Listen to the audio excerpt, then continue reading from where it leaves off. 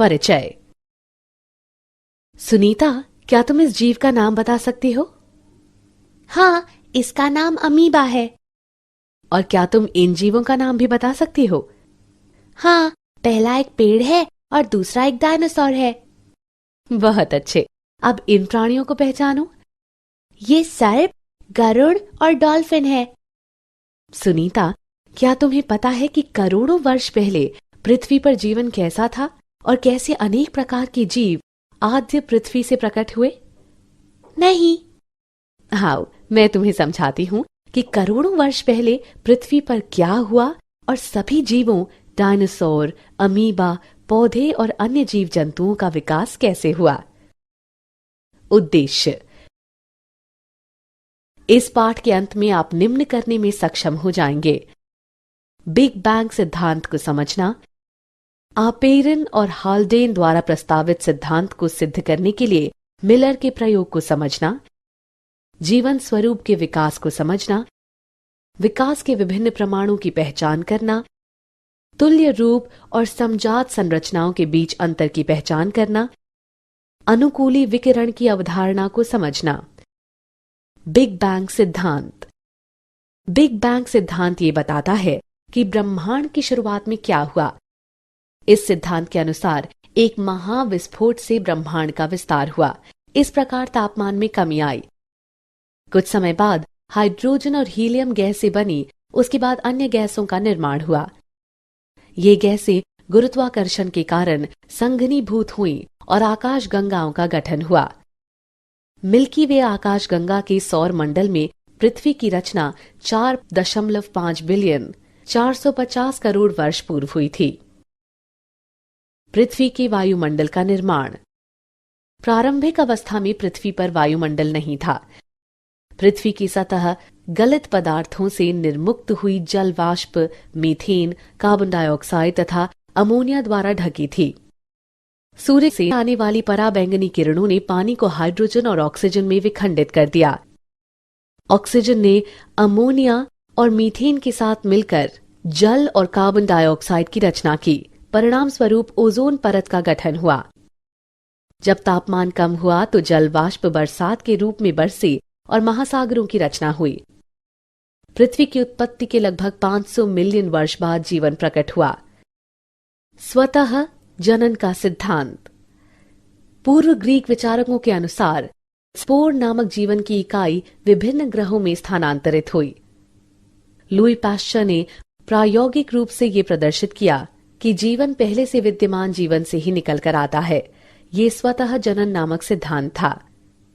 उन्होंने अपने सिद्धांत को निम्नानुसार सिद्ध करने के लिए 2 फ्लास्कों का उपयोग किया।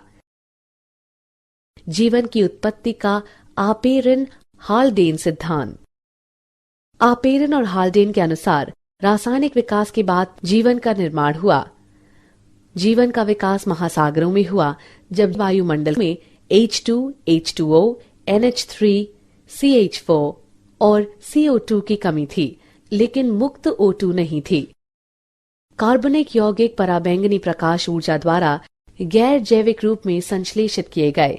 बिना मुक्त O2 के उनका ऑक्सीकरण किया गया। ये कार्बनिक अणु स्थिर होकर गर्म तनु शोरबे में संचित हो गए। इन अणुओं ने नष्ट होने से बचने के लिए अपने चारों ओर एक झिल्ली का निर्माण किया। ऐसे कोशिकांगों ने रसायनों का अवशेषण, वृद्धि, विभाजन किया और अपने चारों ओर मौजूद कार्बनिक अणुओं के किण्वन द्वारा ऊर्जा प्राप्त की। इस प्रकार प्रथम जीवन स्वरूप की उत्पत्ति हुई। मिलर का प्रयोग। 1953 में S.L. मिलर ने प्रयोगशाला में पृथ्वी की प्रारंभिक दशाओं के समान परिस्थितियां पैदा की। उन्होंने CH4, H2, NH3 और जल वाष्प युक्त बंद फ्लास्क में 800 डिग्री सेल्सियस पर विद्युत डिस्चार्ज उत्पन्न किया। कुछ समय बाद उन्होंने देखा कि अमीनो अम्ल, शर्करा, नाइट्रोजन क्षार, वर्णक और वसा का निर्माण हो गया। ये प्रयोग इस बात का समर्थन करता है कि रासायनिक विकास के बाद जीवन की रचना हुई। विशेष सृष्टि का सिद्धांत। पारंपरिक धार्मिक साहित्य के अनुसार विशेष सृष्टि के सिद्धांत के 3 संकेतार्थ हैं। वो सभी जीव जिन्हें हम आज देखते हैं ऐसे ही सर्जित हुए होंगे।